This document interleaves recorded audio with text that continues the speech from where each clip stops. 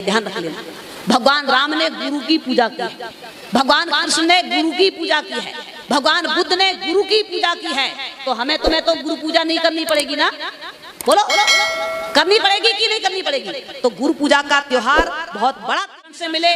विभीषण कहते अब कोई भा भरोसा हनुमंता और बिन हरि कृपा मिले नहीं। तो संत जब विभीषण को मिले तो बोलो भगवान राम के चरणों का सहारा उन्हें प्राप्त हुआ है कि नहीं हुआ है? संत जब मिलते हैं तो भगवंत जरूर मिलते हैं। तो आप संतों से पूछो, कोई भी साधु कोई भी गुरु आपको आपके हृदय में उस परमात्मा से मिला दे तो उसे जान लें, ध्यान करें, साधना करें। और कोई ना मिलाए तो आपके सलेमपुर में कन्नौज रोड पर आश्रम है, हर एक को जान लो, ध्यान करो। और गुरु पूजा का पावन पर्व आपके आश्रम में मनेगा। और 20-21 सितंबर को मुरादनगर जिला गाजियाबाद में भी गुरु पूजा का कार्यक्रम होगा। संसार के अंदर में गुरु से बड़ा कोई भी नहीं है, ये ध्यान रख लेना। भगवान राम ने गुरु की पूजा की है, भगवान कृष्ण ने गुरु की पूजा की है, भगवान बुद्ध ने गुरु की पूजा की है। तो हमें तुम्हें तो गुरु पूजा नहीं करनी पड़ेगी ना? बोलो करनी पड़ेगी कि नहीं करनी पड़ेगी? तो गुरु पूजा का त्योहार बहुत बड़ा त्योहार होता है। इसके लिए सर्वस्व निछावर करने की भावना होनी चाहिए हमारे पास। एक दिन एक महीने में गुरु के दरबार में जरूर लगेगा, ये संकल्प होना चाहिए। भगवान राम तो 4 साल की उम्र से 24 साल तक गुरु दरबार में राजपाट छोड़ के पड़े रहे और वापिस लौटे। जब वापिस लौटे तो विश्वामित्र जी आ गए, विश्वामित्र जी मांग के ले गए। तो फिर उनके साथ में वन में घूमते रहे, वहां से वापिस आए तो फिर 14 वर्ष का वनवास मांग लिया। फिर संत और गुरु के चरणों में सारी जिंदगी मिटा के रख दी। अब आप बताइए, जब भगवान ने सारा जीवन संत और सदगुरु की सेवा में लगाया तो हमारा तुम्हारा तो सेवा में समय नहीं लगना चाहिए ना? नहीं लगना चाहिए। संकल्प लेके चलो कि एक दिन एक महीने में हमारा जरूर होगा। बोलो होना चाहिए कि नहीं?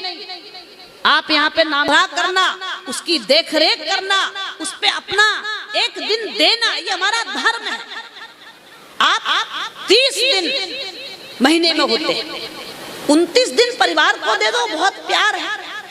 पक्की तुम्हें बिल्कुल गारंटी मिली है, ये छूटेगा ही नहीं। नहीं छूटेगा ना? नहीं छूटेगा ना? बहनों भाइयों, आपकी बुद्धि ठीक ठाक काम करना सीखे। सत्संग को आप मन से सुना करो। परिवार में पूरी जिंदगी लगाओगे, धोखा मिल जाएगा। और सदगुरु की सेवा में जिंदगी लग जाएगी तो धोखा हो जाएगा ना? बोलो धोखा होगा। भगवान राम कह रहे हैं, आप रामायण को पढ़े ध्यान से। प्रभु राम को माता कौशल्या ने पूछा कि कोमल कोमल हाथ, नन्हे नन्हे हाथ, इतने बड़े बड़े वीर राक्षसों को इन्होंने कैसे मार दिया इन हाथों ने? तो भगवान राम कहते हैं, इन हाथों का कमाल नहीं था माते, ये हाथों में कोई दम नहीं थी। तो कहा कैसे मारा फिर इतने वीर पराक्रमी योद्धाओं को?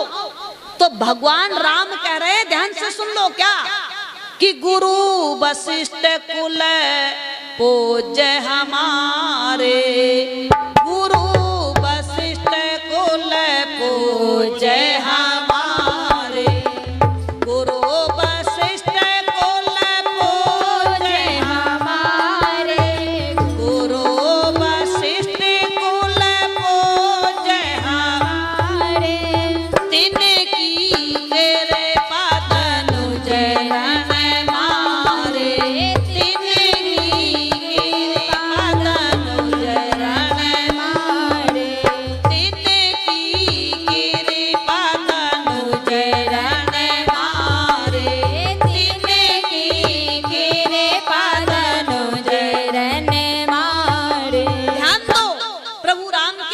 पर ध्यान दो।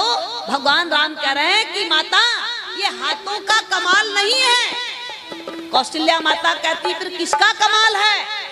किसने ये कार्य किया? इतने वीर पराक्रमी योद्धाओं का वध करने का, उनसे विजय दिलाने का काम किसका रहा? तो भगवान राम कहते हैं गुरु वशिष्ठ कुल पूज हमारे कुल में गुरु महाराज की पूजा होती है। हमारे कुल के अंदर में गुरु महाराज का आशीर्वाद लिया जाता है। गुरु महाराज की पूजा का प्रताप है कि तिनकी कृपा धनुज रण मारे, उन राक्षसों का विनाश किसकी कृपा ने किया? किसकी कृपा ने? अब जरा ध्यान दें, जब भगवान होने के बाद गुरु की कृपा से राक्षसों से अपना जो है विजय पाए, तो तुम्हें किसकी कृपा चाहिए? नाती के, पोते का, बेटे का, बहू का, किसकी कृपा चाहिए? बोलो, किसकी कृपा? गुरु की कृपा। गुरु आशीर्वाद जब मिल जाएगा तो रामचरितमानस में है, राखहु गुरु जो कोप विधाता, विधाता भी अगर कोप करेगा तो भी तुम्हारा कुछ बिगड़ने नहीं देंगे सतगुरु महाराज। वो तुम्हारी रक्षा करेंगे, वो तुम्हारा भला करेंगे, वो तुम्हारा कल्याण करेंगे।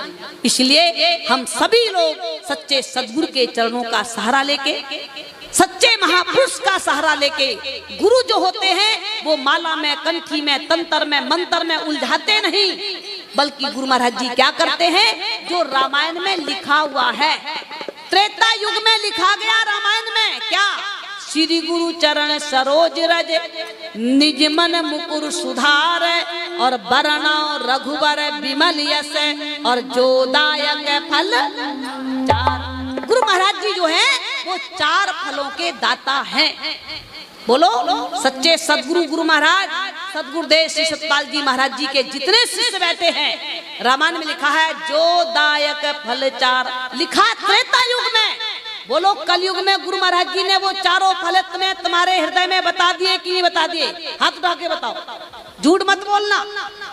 बहनों भाइयों, आज गुरु महाराज जी माला में, कंठी में, तंत्र में, मंत्र में नहीं उलझा रहे हैं। जो तुम्हारे भीतर, तुम्हारे ही हृदय में परमात्मा के नाम का धन रखा है, परमात्मा के नाम की पूंजी रखी है, उस पूंजी को बताने के लिए इस धरातल पर आए हुए हैं। जिन्होंने जाना है वो ध्यान साधन करें, और जिन्होंने नहीं जाना है वो जानने का प्रयास करें। पूज्य महात्मा जी आपको सुनाएंगे बड़े प्यार के साथ, बड़ी श्रद्धा के साथ। उनके सेवा करी गुरु की, गुरु महाराज जी की, मतंग ऋषि के दरबार की सेवा की भिल्ली ने, और अयोध्या छोड़ के भगवान को भिल्ली के दर पर हाजिर होना पड़ा।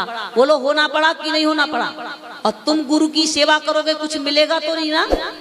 नहीं मिलेगा ना? मिलेगा तो चाहिए तो नहीं ना? बोलो, नहीं चाहिए? चाहिए है तो मन से, तन से, धन से, तीनों तरफ से हो जाओ कुर्बान। वो बिना मांगे तुम्हारे भंडार भर देंगे, तुम्हें थैली ढोली फैलानी नहीं पड़ेगी, बल्कि वो तुम्हारे घर के हर दुख को मिटाने का ठेका ले लेंगे। लेकिन कब? जब तुम सेवक बन जाओगे। सेवक प्रभु विशेष प्यारा, सेवक प्यारा। तो सेवक बन के, सेवा करके जीवन को सफल सार्थक बनाए। प्रेम से बोलो आनंद कंद भगवान की, साचे दरबार की, मानव धर्म की।